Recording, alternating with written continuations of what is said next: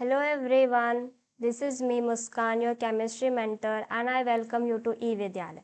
तो आज हम लोग केमिकल बॉन्डिंग का पार्ट 2 देखने वाले हैं। तो आज हमारा स्टार्ट हो रहा है लेक्चर VSEPR से, the valence shell electron pair repulsion theory से। और कल हम लोगों ने पुराने लेक्चर में हम लोगों ने ionic bond, covalent bond, bond order, bond length, ये सब कुछ कवर कर लिया है। अगर आप लोगों ने नहीं देखा है तो लिंक डिस्क्रिप्शन में जाकर देख लो। तो चलिए स्टार्ट करते हैं हम लोग द VCPR से। The valence shell electron pair repulsion theory. As already explained, Lewis octet concept is unable to explain the shape of the molecule. This theory provides a simple procedure to predict the shape of the covalent molecule. तो basically इसमें हम लोगों को पता चलता है कि shape क्या होने वाला है हम लोग के मॉलिक्यूल का, जो हम लोग VSEPR से प्रेडिक्ट नहीं कर पा रहे, लुईस कॉन्सेप्ट से प्रेडिक्ट नहीं कर पा रहे थे, वो हम लोग यहाँ पे VSEPR से प्रेडिक्ट करके शेप बताएंगे। तो हम लोग स्टार्ट करते हैं। The main postulate of VSEPR theory are as follows. तो हम लोग सारे पॉइंट्स देखते हैं। The shape of the molecule depends upon the number of valence shell electron pair bonded और non bonded around the central atom. तो basically shape किस चीज़ पे डिपेंड करता है, हमारे कितने बॉन्डेड और नॉन बॉन्डेड इलेक्ट्रॉन पेयर है सेंट्रल एटम के अराउंड। तो मेनली सेंट्रल एटम पे डिपेंड करता है हमारा शेप। पॉइंट नंबर 1 ये कहना चाह रहा हूँ। Next point, the pair of electron in the valence shell repel one another since their electron clouds are negatively charge. तो electron pair obviously negatively charge है तो रिपेल करेंगे। Next, these pairs of electron tends to occupy such position in the space that minimize repulsion and thus maximize distance between them. तो repulsion के वजह से क्या होता है, पोजीशन और शेप मिनिमाइज हो जाता है। इस तरह से रखा जाता है कि रिपल्शन कम हो जाए और डिस्टेंस उनमें ज़्यादा रहे। तो बेसिकली शेप इस तरह से हम लोग डिज़ाइन करते हैं। The valence shell is taken as a sphere with the electron pairs localizing on the spherical surface at maximum distance from one another. तो हम लोग वैलेंस शेल को एक स्फेयर की तरह इमेजिन करते हैं और ज़्यादा डिस्टेंस पे रखते हैं सो दैट उनके बीच में डिस्टेंस ज़्यादा हो और रिपल्शन कम हो। A multiple bond is treated as if it is a single electron pair and 2 or 3 electron pairs of multiple bonds are treated as single super pair. तो मल्टीपल बॉन्ड्स को हम लोग सिंगल सुपर पेयर की तरह treat करते हैं। Last point, where two or more resonance structure can represent a molecule, the VSEPR model is applicable to any such structure. तो हम लोग किसी में भी VSEPR लगा सकते हैं रेजोनेटिंग स्ट्रक्चर में, मतलब सारे जितने भी रेजोनेटिंग स्ट्रक्चर बनेंगे सबको ही हम लोग VSEPR की से ही डिज़ाइन करेंगे। Next, the repulsion interaction of the electron pair decreases in the order. तो ये ऑर्डर बहुत इंपॉर्टेंट है, बहुत बार जेईई और नीट में पूछा जा चुका है। पहला है, सबसे ज़्यादा होता है लोन पेयर रिपल्शन, उससे कम होता है lone pair bond pair repulsion और सबसे कम होता है हमारा बॉन्ड पेयर रिपल्शन। ठीक है, नेक्स्ट हम मूव करते हैं कुछ और पॉइंट्स की तरफ। For the prediction of geometrical shape of the molecule with the help of VSEPR theory, it is convenient to divide the molecule into two category as one molecule in which the central atom has no lone pair and 2 the molecule in which the central atom has one or more lone pair. तो मतलब पहला point है कि central atom के पास हमारे कोई lone pair नहीं है और दूसरा पॉइंट है कि सेंट्रल एटम के पास एक से ज़्यादा लोन पेयर, एक या एक से ज़्यादा। तो यहाँ पे हम लोग देख पा रहे हैं AB2 का जो अरेंजमेंट होता है हमारा लीनियर, जैसे यहाँ BeCl2 देख पा रहे हो। AB3 का होता है हम लोग का ट्राइगोनल प्लेनर, AB4 का होता है टेट्राहेड्रल, AB5 का होता है ट्राइगोनल बाइपिरामिडल और AB6 का होता है हमारा ऑक्टाहेड्रल। तो ये सारे शेप्स आपको याद रखने पड़ेंगे बिकॉज एग्जाम में क्वेश्चन आता है। नेक्स्ट हम कुछ टेबल्स की तरफ मूव करते हैं, इससे हर साल एक क्वेश्चन आता है इन टेबल्स पे। तो लीनियर का मतलब angle number of electron pair होगा 2, एक पेयर इधर एक पेयर इधर। फिर अरेंजमेंट इस तरह से होता है। ज्योमेट्री हमारा लीनियर, एग्जाम्पल BeCl2 और HgCl2। नेक्स्ट हमारा 3 नंबर ऑफ इलेक्ट्रॉन पेयर है तो शेप होगा हमारा ट्राइगोनल प्लेनर, देख पा रहे हो, और एंगल 120 डिग्री, और एग्जाम्पल हमारा BF3। नेक्स्ट अगर 4 हुआ तो टेट्राहेड्रल, एंगल है 109.5, एग्जाम्पल CH4 और NH4 plus ammonium ion. Next हमारा 5 का शेप होता है ट्राइगोनल बाइपिरामिडल, एंगल हमारा 120 डिग्री भी होता है और 90 डिग्री भी होता है, और एग्जाम्पल है PCl5। और नेक्स्ट हमारा 6 का सिर्फ 90 डिग्री एंगल होता है, शेप है ऑक्टाहेड्रल, और एग्जाम्पल है SF6। तो ये सारा एग्जाम्पल अच्छे से याद करें ना, बिकॉज एग्जाम में आते हैं। नेक्स्ट इस पे मूव करते हैं हम लोग। Shape that is geometry of some simple molecule / ion with central ions having one or more lone pair of electrons। तो AB2E इस टाइप का हुआ, मतलब 2 बॉन्डिंग है और एक लोन पेयर, तो हमारा शेप होगा ट्राइगोनल प्लेनर, और ये ज्योमेट्री होगा ट्राइगोनल प्लेनर, और हमारा शेप होगा बेंड, और एग्जाम्पल है SO2, ये SO2 है, और ये O3, 2 एग्जाम्पल है यहाँ पे। नेक्स्ट AB3E टाइप्स, तो 3 1 टेट्राहेड्रल हमारा ज्योमेट्री, और शेप होगा ट्राइगोनल पिरामिड, मतलब शेप हम लोग विथ लोन पेयर कंसिडर कर रहे हैं और ज्योमेट्री हम लोग विथआउट लोन पेयर, तो इसका एग्जाम्पल है हमारा अमोनिया। नेक्स्ट AB3E2, तो 2 टेट्राहेड्रल बेंड शेप, और एग्जाम्पल है वाटर। AB4E, तो 4 1, यहाँ पे ट्राइगोनल बाइपिरामिडल हमारा ज्योमेट्री और शेप है शीशॉ, और हमारा एग्जाम्पल है SF4। ABEE2 3 2, trigonal bipyramidal T shape और ClF3। AB5E 5 1, octahedral square pyramidal BrF5। AB4E2 4 2, octahedral और स्क्वायर पिरामिडल XeF4 एग्जाम्पल है। Next shape of molecule containing bond pair and lone pair, तो यहाँ पे हम लोन पेयर के साथ देखेंगे, लाइक AB2E यहाँ पे 4 1 है तो 4 बॉन्ड देख पा रहे हो और एक लोन पेयर, तो शेप हमारा बेंट होगा। यहाँ पे अमोनिया का स्ट्रक्चर, अमोनिया में यहाँ पे लोन पेयर है, इसका शेप है ट्राइगोनल पिरामिडल, यहाँ पे वाटर का बेंट, यहाँ पे SF4 का ऐसा स्ट्रक्चर है, या तो फिर लोन पेयर यहाँ हो सकता है या यहाँ हो सकता है। और कुछ एग्जांपल्स है, जैसे ClF3, इसका टी शेप होता है। ClF3 का 3 स्ट्रक्चर है, या तो ऐसा होगा या ऐसा या ऐसा, तो तीनों में से हमारा A में क्या हो रहा है, the lone pair at the equatorial position. हाँ, ये जो प्लेन में रहते हैं उसको हम लोग इक्वेटोरियल कहते हैं, और जो ऊपर नीचे होता है उसको हम लोग एक्सियल पोजीशन कहते हैं, ठीक है। तो in A the lone pair at the equatorial position so are less lone pair role pair repulsion as compare to other which has lone pair are at axial position, so the structure A is more stable. तो यहाँ पे 3 structure दिखा के exam में पूछ सकता है which is maximum stabilize, तो आंसर जाएगा A, क्योंकि इक्वेटोरियल पोजीशन पे lone pair role pair repulsion कम हो रहा है। नेक्स्ट हम मूव करते हैं VBT पे, valence bond theory. As we know that Lewis approach helps in writing the structure of the molecule, but it fails to explain the formation of chemical bond.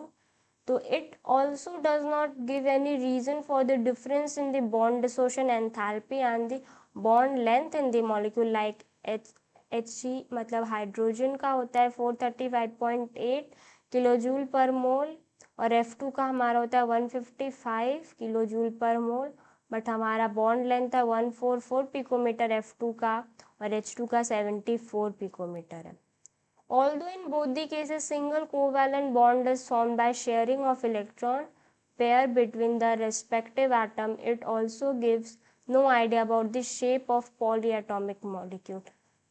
तो basically ये वाला paragraph हमारा Lewis approach का disadvantage बता रहा है या कमियां बता रहा है। तो valence bond theory was introduced by helter and London 1927 and developed by polling and other. तो इंट्रोड्यूस किया था हेल्टलर और लंडन ने, और ये इसको आगे बढ़ाया और अच्छे से एक्सप्लेन किया पॉलिंग और कुछ अदर साइंटिस्ट ने। तो यहाँ पे कुछ पॉइंट्स हैं जिन पे हम स्टार्ट करते हैं। Attractive forces arises between nucleus of the one atom and its own electron, that is NaEA and NbEb.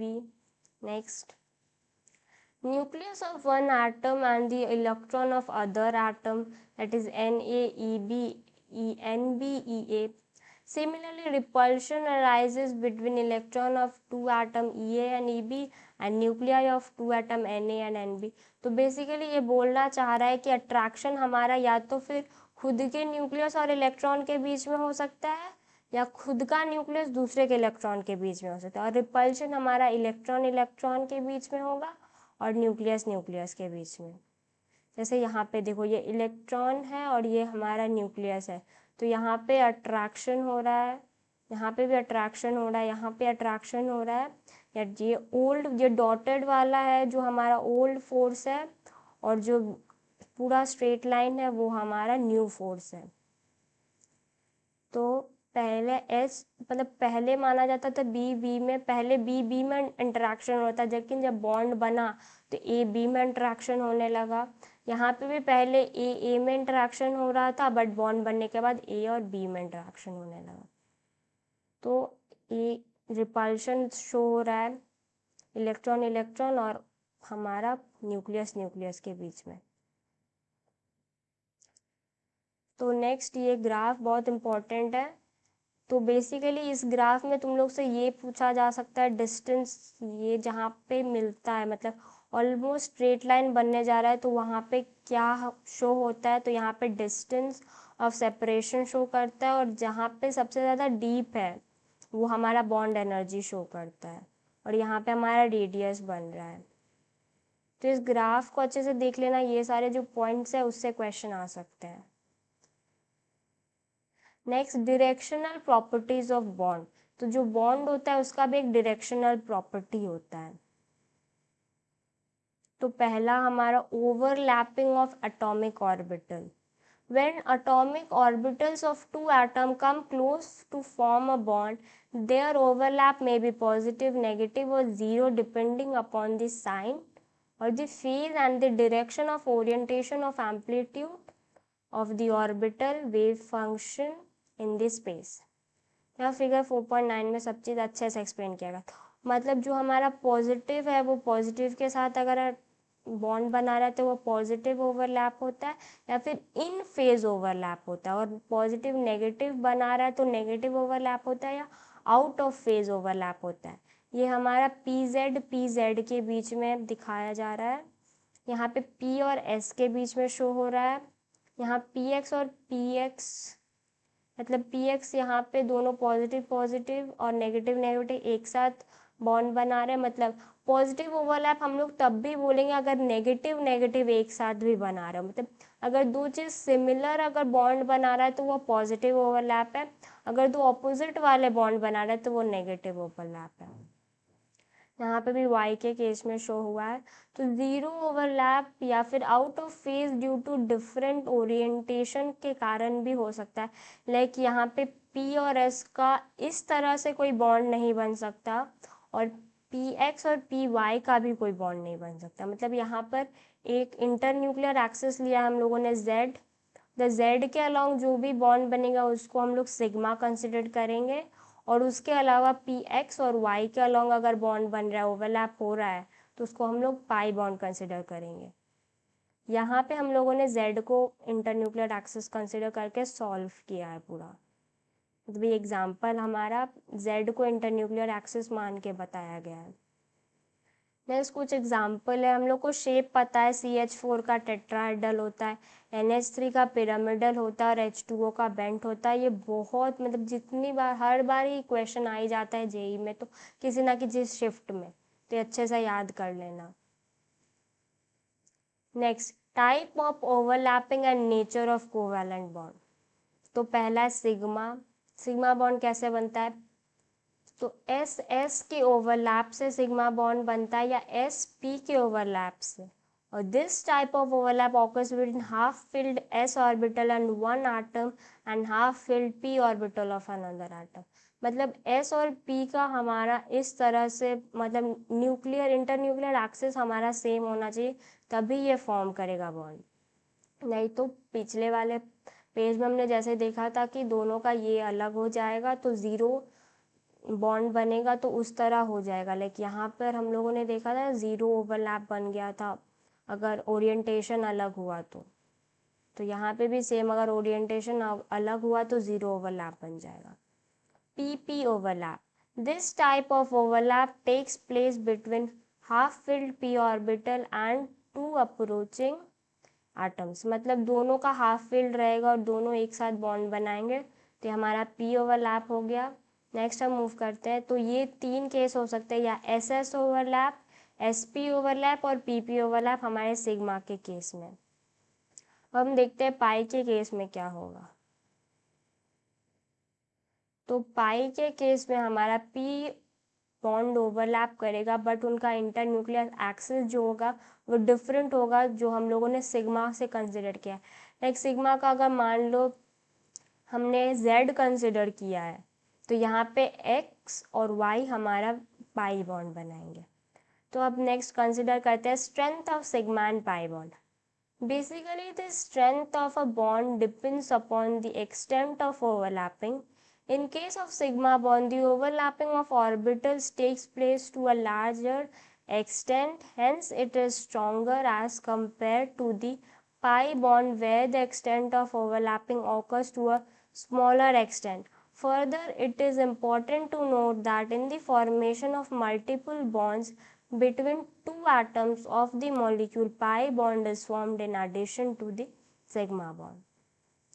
तो यहाँ पे बेसिकली कहना चाह रहा है स्ट्रेंथ में हमारा ओवरलैपिंग के ऊपर डिपेंड करता है। तो ओवरलैपिंग देख पा रहे हो कि सिग्मा में ज़्यादा अच्छा है, तो sigma is more stronger than pi bond.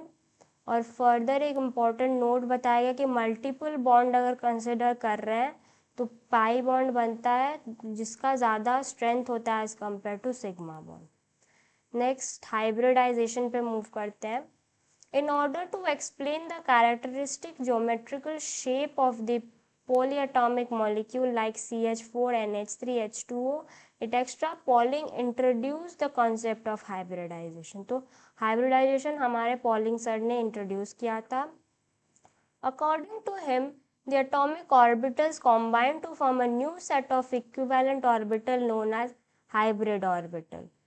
तो यहाँ पर बेसिकली होता क्या है कि बहुत डिफरेंट ऑर्बिटल हमारा कॉम्बाइन करके हाइब्रिड ऑर्बिटल बना लेते हैं। Unlike pure orbital, the hybrid orbitals are used in bond formation.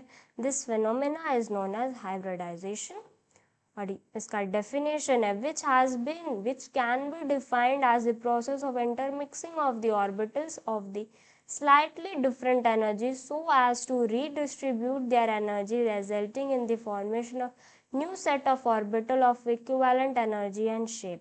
For example, 1 2s and 3 2p orbitals of the carbon hybridize there in formation of 4 new sp hybrid orbitals. तो next हम move करते हैं silent features of hybridization. The main feature of hybridization are as under.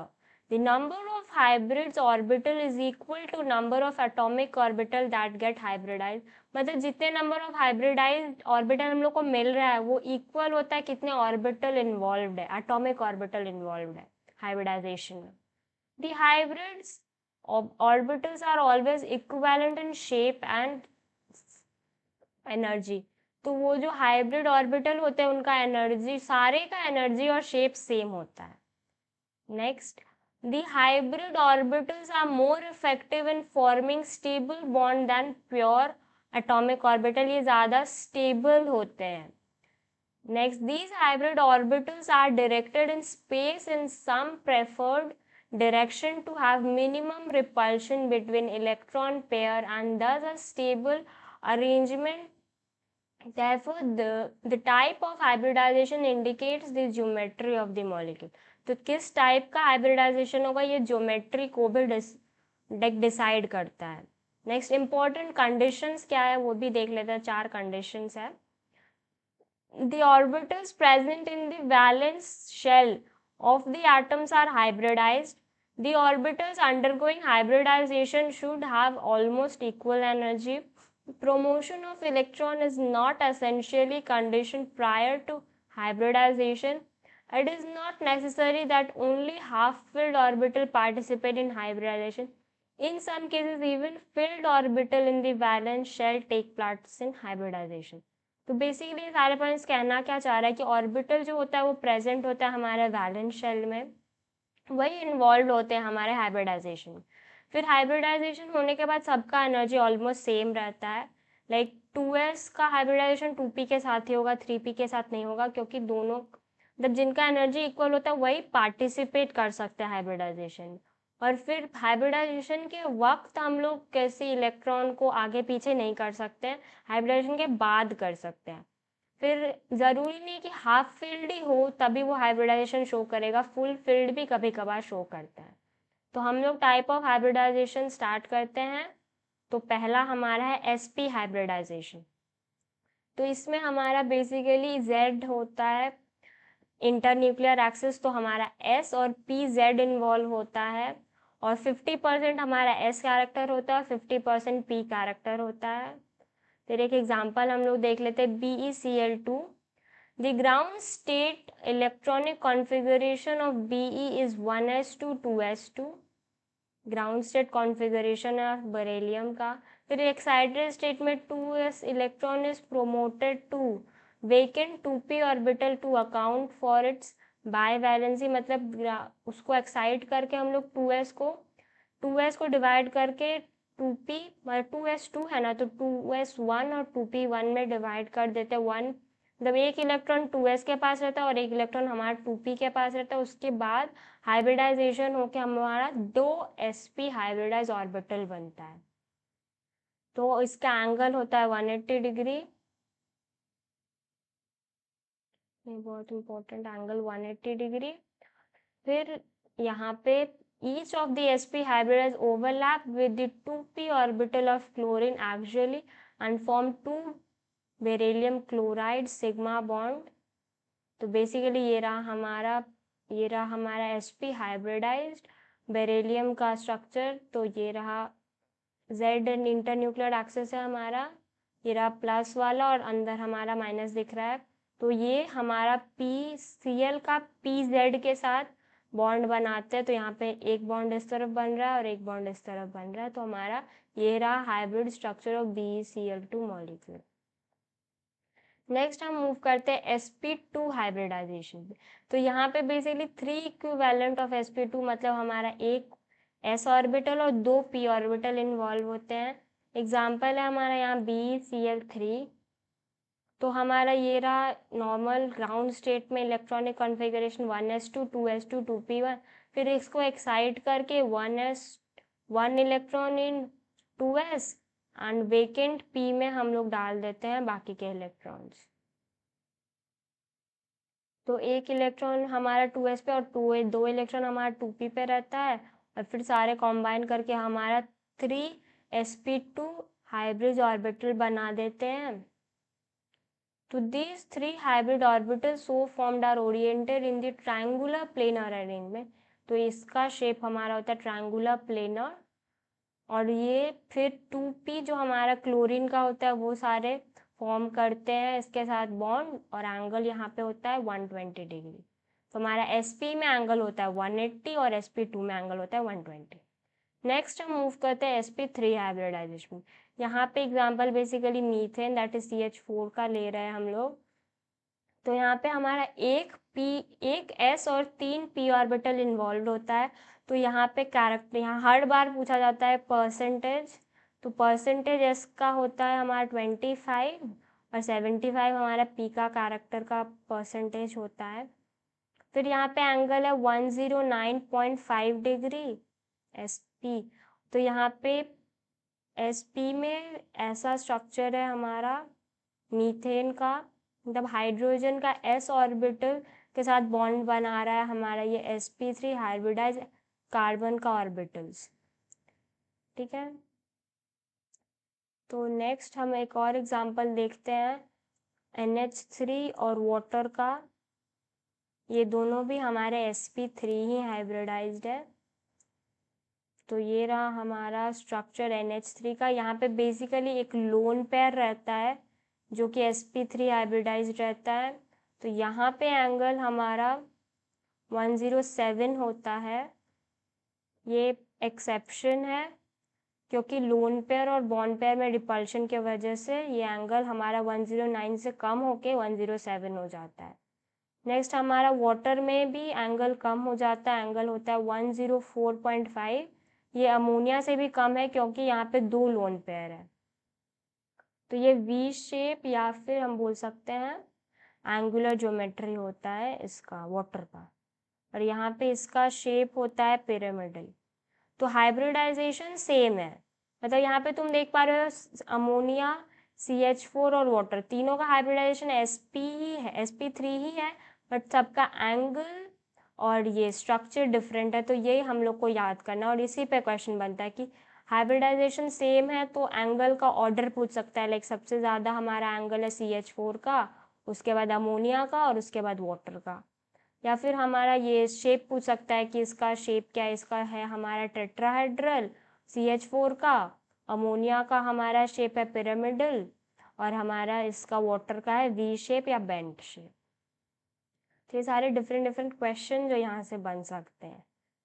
यहाँ पे other example अब हम लोग देखेंगे sp3, sp2 और sp का। तो बेसिकली अब हम लोग कार्बन का कंपाउंड लेके एग्जाम्पल्स देखेंगे। तो sp3 में यहाँ पे C2H6 का एग्जाम्पल इन लोगों ने लिया है। तो बेसिकली यहाँ पर हमारा बॉन्ड लेंथ होता है 109 पिकोमीटर C और H के बीच में, और C के बीच में होता है 154 पिकोमीटर। बस और कुछ जानने लायक नहीं है यहाँ पे, मतलब ये रहा हमारा CH4 का स्ट्रक्चर, 2C C2H4, C2H4 का स्ट्रक्चर है ये, ध्यान रखना। तो C2H4 का हमारा हाइब्रिडाइजेशन होता है sp2। यहाँ पे हमारा लेंथ वगैरह दिया हुआ है। तो CH का लेंथ होता है हमारा 108 पिकोमीटर, और HCH टोटल लेंथ होता है एंगल होता है 117.6 डिग्री, और CCH ये वाला एंगल हमारा होता है 121। मतलब बेसिकली ये वाला एंगल हमारा 121 होता है, और ये वाला एंगल हमारा 117.6 डिग्री होता है, ठीक है। और ये रहा हमारा बी स्ट्रक्चर है, ये sp हाइब्रिडाइज्ड है, 2px है हमारा, ये पाई बॉन्ड शो हो रहा है, ये सिग्मा बॉन्ड है, सिर्फ सिग्मा यहाँ शो हुआ है, यहाँ पे पाई बॉन्ड के साथ स्ट्रक्चर है। तो ये रहा हमारा पाई बॉन्ड, ये रहा हमारा पाई बॉन्ड के साथ पूरा प्लेनर स्ट्रक्चर। तो ये रहा sp2 खत्म हुआ। अब नेक्स्ट हम मूव करते हैं sp हाइब्रिडाइजेशन पे। तो sp हाइब्रिडाइजेशन हम लोग किसका देख रहे हैं, C2H2 का, ठीक है। यहाँ पर हमारा 2py और 2px भी इन्वॉल्व होता है, जो कि अनहाइब्रिडाइज्ड होते हैं, मतलब इनमें कोई हाइब्रिडाइजेशन नहीं होता। ये हमारा बेसिकली पाई बॉन्ड बनाते हैं। ये रहा सिग्मा बॉन्ड का स्ट्रक्चर, ये रहा पाई बॉन्डेड स्ट्रक्चर, मतलब यहाँ पे 2 पाई, एक हमारा px मिलकर एक पाई बॉन्ड बनाएगा, और एक py मिलकर पाई बॉन्ड बनाएगा। तो यहाँ पे 2 पाई बॉन्ड होता है, ये देखो ऊपर की तरफ 2 पाई बॉन्ड दिख रहे हो, ठीक है। तो यहाँ पे एंगल हमारा 180 डिग्री ही है, जैसा कि देख पा रहे हो। तो ये कुछ और शेप्स है हाइब्रिडाइजेशन और एटॉमिक इन्वॉल्व और एग्जांपल्स है। तो स्क्वायर प्लेनर अगर मॉलिक्यूल का शेप है तो हाइब्रिडाइजेशन होगा DsP2, और हमारा एग्जांपल है NiCN4 और PtCl4 2-।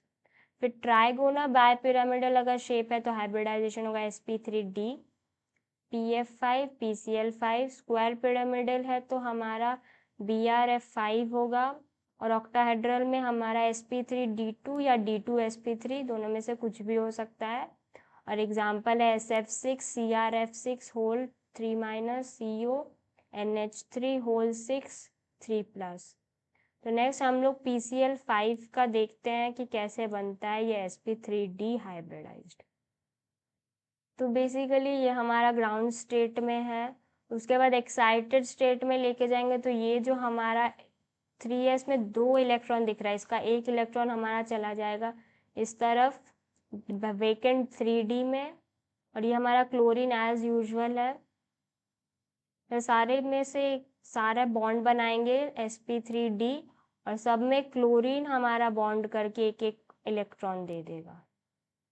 तो इस तरह बनता है हमारा PCl5, मतलब 3 PCl5 में बेसिकली 3 क्लोरीन हमारा रहते हैं इक्वेटोरियल पोजीशन पे और 2 क्लोरीन हमारा एक्सियल पोजीशन पे रहता है। तो now 5 orbitals that is 1s 3p and 1d orbitals are available. तो 5 set of 5 sp3d hybrid orbitals बनता है फॉस्फोरस का, और फिर सारे क्लोरीन के साथ बॉन्ड बना लेते हैं। तो 3 PCl मतलब जो एक्सियल पोजीशन पे है, जो वन प्लेन में, वो एंगल बनाते हैं 120 डिग्री एक दूसरे के साथ, तो इनको हम लोग इक्वेटोरियल बॉन्ड कहते हैं। और जो ऊपर नीचे है मतलब जो एक्सियल पोजीशन पे है, एक्सियल बॉन्ड्स में है, उनका एंगल होता है हमारा 90 डिग्री। ठीक है, नेक्स्ट हम sp3d2 हाइब्रिडाइजेशन देखेंगे SF6 का। तो यहाँ पे हमारा 6 ऑर्बिटल इन्वॉल्व होगा, एक s का, 3 p का और 2 हमारा d का। तो 6 sp3d2 हमारा इन्वॉल्व होगा।